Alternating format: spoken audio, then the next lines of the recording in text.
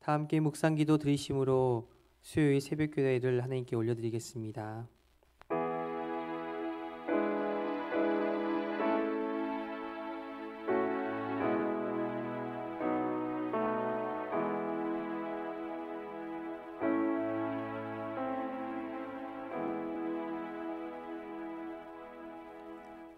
사랑과 은혜가 풍성하신 하나님, 이 새벽도 주님께서 불러주시고 또 예배의 자리 가운데 함께하게 하심을 감사를 드립니다.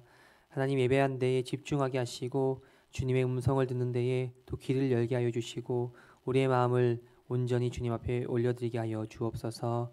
예배를 통해서 주님을 보고 만나는 은혜의 시간 되게 하여 주옵소서. 감사합니다. 예수님의 이름으로 기도합니다. 아멘. 찬송가 284장 함께 찬양 부르시겠습니다.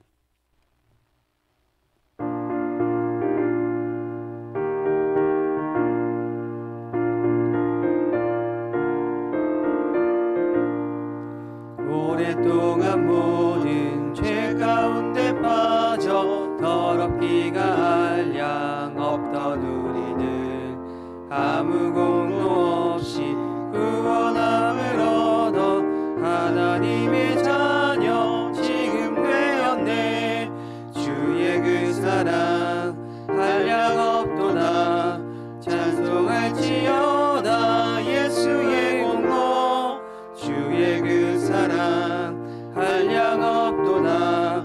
찬송할지어다. 예수의 공로 주의 보혈로서 정결하게 씻겨 죄악에서 떠난 몸이 되었고 세상 근심 구름 간 곳 없어지니 하나님의 빛이 영화롭도다. 주의 그 사랑 한량 없도다. 찬송할지어다. 예수의 공로 주의 그 사랑 한량 없도다. 찬송할지어다. 예수의 공로 죄의 깊은 잠과 뜬 세상의 꿈을 어서 깨어나라. 나의 친구여, 은혜 받을 날과 구원 얻을 때가 지금 온 세상에 선포되었네. 주의 그 사랑 한량 없도다. 찬송할지어다. 예수의 공로 주의 그 사랑 한량 없도다. 찬송할지어다. 예수의 공로. 오늘 우리에게 주신 하나님의 말씀은 요한복음 8장 21절부터 30절까지의 말씀입니다. 요한복음 8장 21절부터 30절까지의 말씀을 한 절씩 교독하신 후에 마지막 절은 함께 읽겠습니다. 다시 이르시되 내가 가리니 너희가 나를 찾다가 너희 죄 가운데서 죽겠고 내가 가는 곳에는 너희가 오지 못하리라. 유대인들이 이르되 그가 말하기를 내가 가는 곳에는 너희가 오지 못하리라 하니 그가 자결하려 하는가. 예수께서 이르시되 너희는 아래에서 났고 나는 위에서 났으며 너희는 이 세상에 속하였고 나는 이 세상에 속하지 아니하였느니라. 그러므로 내가 너희에게 말하기를 너희가 너희 죄 가운데서 죽으리라 하였노라. 너희가 만일 내가 그인 줄 믿지 아니하면 너희 죄 가운데서 죽으리라. 그들이 말하되 내가 누구냐. 예수께서 이르시되 나는 처음부터 너희에게 말하여 온 자니라. 내가 너희에게 대하여 말하고 판단할 것이 많으나 나를 보내신 이가 참되심에 내가 그에게 들은 그것을 세상에 말하노라 하시되 그들은 아버지를 가리켜 말씀하신 줄을 깨닫지 못하더라.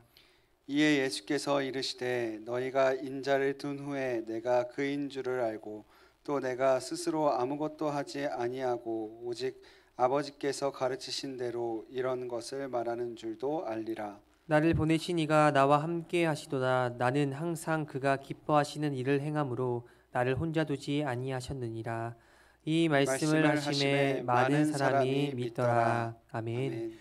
본문은 앞서 예수님은 자신이 생명의 빛이라고 선언하신 후 자신은 세상에 속한 자가 아니라 위로부터 온 하나님의 아들임을 증거하고 있습니다. 이는 예수님께서 자신이 하나님과 동등한 신성을 가지고 계신 존재라는 것을 분명히 밝히시는 것입니다. 그러나 유대인들은 오해와 회의로 가득 찬 반응을 보였습니다. 그들은 불신앙의 길로 나아가 예수님을 대적하는 자들이 되었습니다. 그들은 예수님을 죽일 기회를 노리고 있었습니다. 예수님은 자신을 받아들이지 않고 거부하는 자들에게 오게 될 결과에 대해서 경고하시는 것이 오늘 말씀의 본문입니다. 오늘 말씀 21절을 읽어보겠습니다.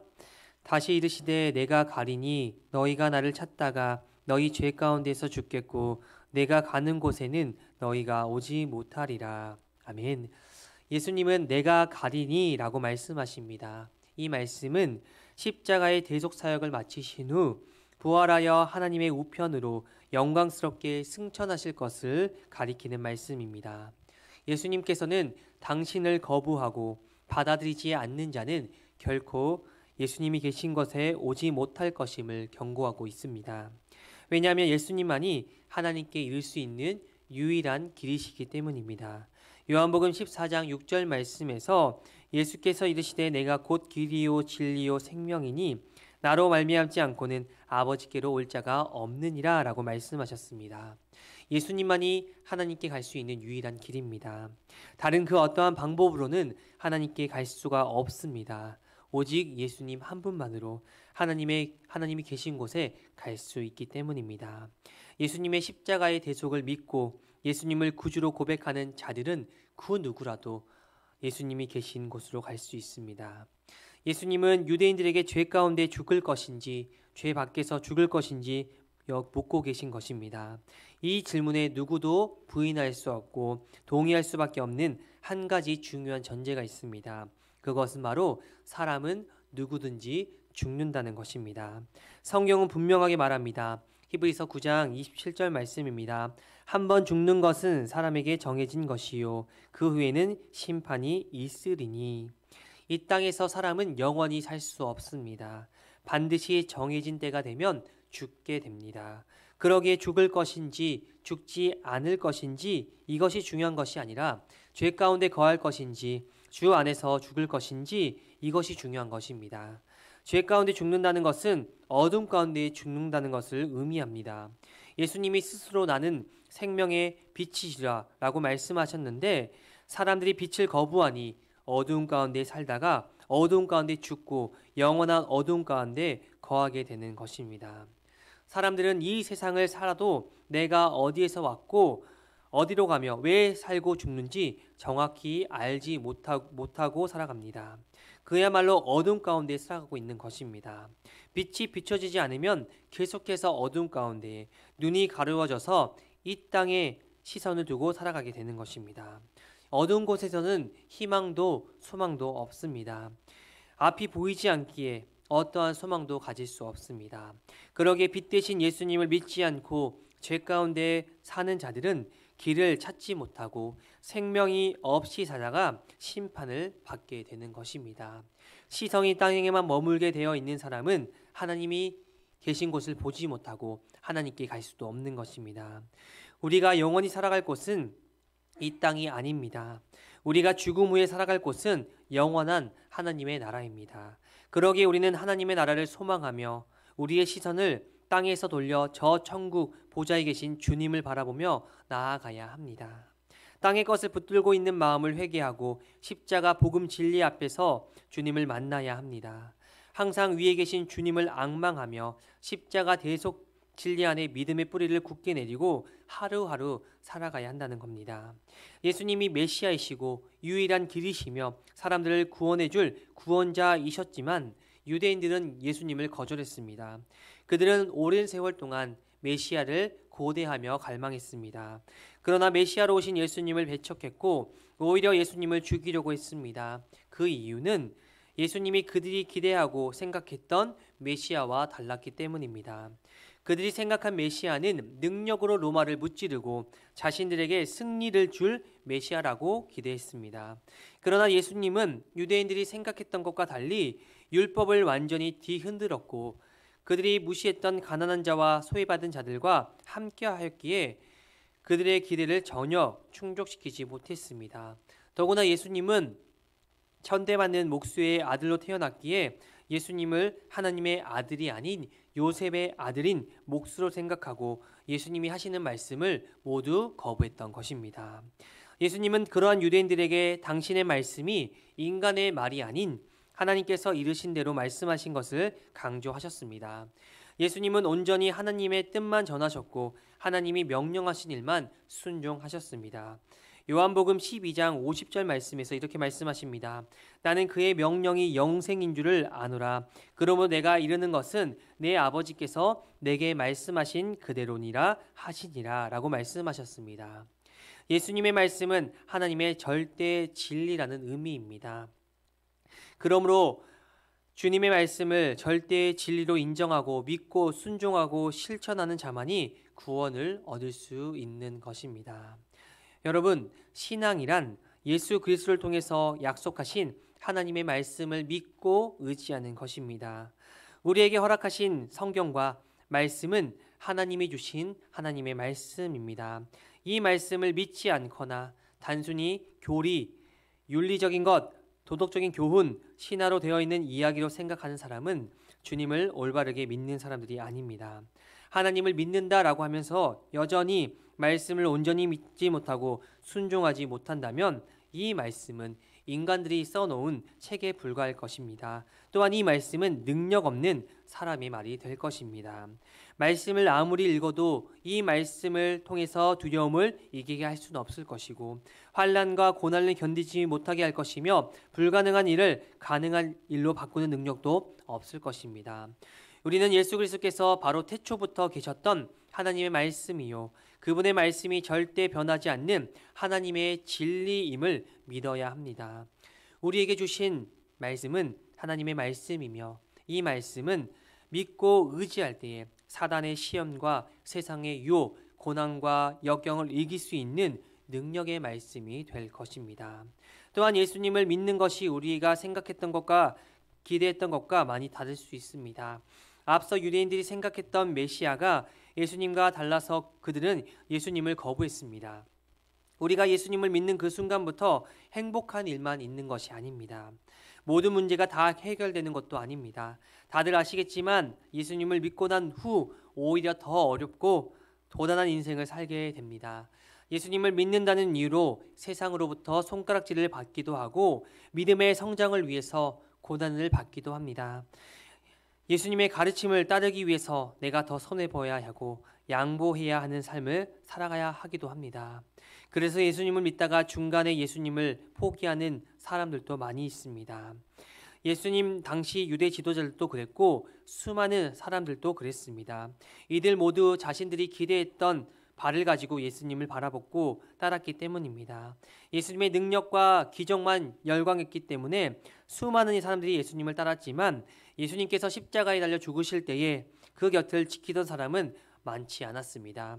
수많은 사람들은 여전히 땅에 시선을 두고 예수님을 하나님의 아들로 받아들이지 않았기 때문에 그들은 언제든지 예수님을 떠날 수 있었습니다. 우리도 이러한 실수를 범하지 않도록 정신 차려야 합니다. 예수님을 믿는 것이 우리의 생각과 기대와 달라도 우리의 시선과 소망은 하나님의 나라에 있기 때문에 그것을 믿고 바라보며 예수님을 의지해야 한다는 겁니다. 우리가 예수님을 온전히 믿고 따를 때에 하나님은 우리와 함께하여 주시고 능력을 더하여 주십니다. 예수님은 이 땅 가운데에서 사역하실 때에 하나님과 늘 함께 하셨습니다. 29절의 말씀 함께 읽어보겠습니다. 나를 보내신 이가 나와 함께 하시도다. 나는 항상 그가 기뻐하시는 일을 행함으로 나를 혼자 두지 아니하셨느니라. 아멘. 예수님은 하나님의 말씀을 전하여도 바리새인들과 서기관들은 예수님을 조롱하고 모욕하고 심지어 죽이려고 했습니다. 보통 사람들 같았으면 이럴 때에 낙심하고 포기하고 싶은 마음이 생길 것입니다.